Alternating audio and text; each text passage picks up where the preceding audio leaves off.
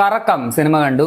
ഞാൻ ശരിക്കും ബ്ലാസ്റ്റ് സിനിമയാണ് കാണാതിരുന്നത്. പക്ഷെ അതിനിവിടെ ഷോയ്ക്കൊന്നും ആളില്ലായിരുന്നു. സോ ആളുള്ളതുകൊണ്ട് ഈ പടം കണ്ടു. പിന്നെ ഹൊറർ കോമഡി ആണല്ലോ, അതുകൊണ്ട് ഇതൊന്ന് ട്രൈ ചെയ്ത് നോക്കാമെന്ന് വിചാരിച്ചു. സുഭാഷ് ലളിത സുബ്രഹ്മണ്യനാണ് സംവിധാനം ചെയ്തിരിക്കുന്നത്. Sreenath Basi, Femina George, Praveen T J തുടങ്ങിയവരാണ് പ്രധാന വേഷങ്ങൾ. അപ്പോൾ ഇന്ന് ഈ സിനിമയെ കുറിച്ച്.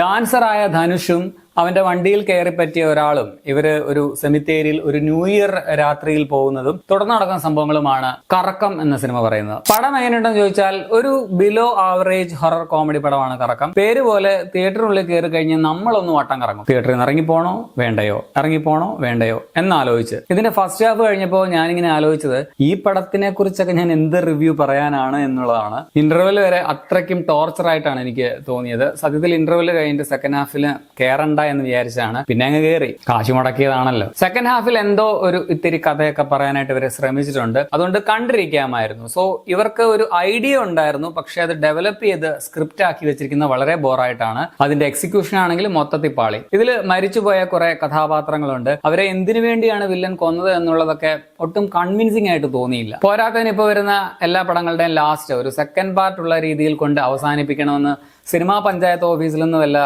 സർക്കുലർ വന്നിട്ടുണ്ടെന്ന് തോന്നുന്നു. ഈ പടവും ആ രീതിയിലാണ് കൊണ്ട് നിർത്തിയേക്കുന്നത്. എന്തിന്? ഹൊറർ പടത്തിലെ ലോജിക് ഒന്നുമല്ല നമ്മൾ നോക്കുന്നത്. പക്ഷെ ഹൊറർ അല്ലേ, പേടിക്കാൻ എന്തെങ്കിലും വേണ്ടേ? ഇതിൽ അങ്ങനെ ഒന്നും ഇല്ല. കോമഡി ആണെന്ന് പറഞ്ഞ് കാണിച്ചു കൂട്ടുന്നൊന്നും കണ്ടിട്ട് നമുക്ക് ചിരിയും വരുന്നില്ല. ശ്രീനാഥ് ഭാസിക്ക് പതിവ് പോലെ കൊച്ചി സ്ലാങ്ങിൽ പുള്ളിയുടെ സ്ഥിരം ടൈലർ മെയ്ഡ് ക്യാരക്ടറാണ് കൊടുത്തിരിക്കുന്നത്. അങ്ങനെ എടുത്തു പറയത്തക്ക പ്രത്യേകത ഒന്നുമില്ലാത്ത ഒരു റോൾ ആൻഡ് പെർഫോമൻസ് ആണ്. മിന്നൽ മുരളി നായിക ഫെമിന ജോർജ് ഇതിലുണ്ട്. ഇത്രയും നാൾ എവിടെയായിരുന്നു എന്ന് ചോദിക്കണം എന്ന് എനിക്കുണ്ട്. പക്ഷെ പടം കണ്ടപ്പോൾ അങ്ങനെ ചോദിക്കാൻ തോന്നിയില്ല. ചുമ്മാ ഫുൾ ടൈം കലിപ്പത്തി ഭാവം കാണിക്കാൻ വേണ്ടി ഒരു കഥാപാത്രമാണത്. പ്രവീൺ ടി ജെ ആണ് മറ്റൊരു മെയിൻ റോളിൽ വരുന്നത്. ആ പയ്യൻ ഇവരെക്കാൾ ബെറ്റർ ആയിട്ട് കുറച്ചുകൂടി നാച്ചുറൽ ആൻഡ് നൈസ് ആയിട്ട് ചെയ്തിട്ടുണ്ട്. അഭിരാം രാധാകൃഷ്ണൻ ഒരു വെറുപ്പിക്കൽ റോളിലുണ്ട്. Sidharth Bharathan, Mithu T, Shone Romy and team, Bijukuttan തുടങ്ങിയവരാണ് അടുത്ത വെറുപ്പിക്കാനായിട്ട് വെയിറ്റ് ചെയ്യുന്നവര്. മണികണ്ഠൻ ആചാര്യയുടെ റോളും കണക്കാണ്. ക്യാമറ ബബ്ലു അജു ആണ്. എഡിറ്റിംഗ് നിതിൻ രാജ്. വളരെ ലൗഡ് ആയിട്ടുള്ള സാം സിയസിന്റെ ഇതിന്റെ മ്യൂസിക് ചിലപ്പോഴൊക്കെ തിയേറ്ററിൽ നിന്നും ഇറങ്ങി ഓടാനായിട്ട് പ്രേരിപ്പിച്ചായിരുന്നു. എങ്ങനെയൊക്കെയോ ഇരുന്നു. ചില ആനിമേഷൻ പോർഷൻസ് ഇതിൽ റിയൽ ക്യാരക്ടേഴ്സ് അഭിനയിച്ച പോർഷൻസിനേക്കാൾ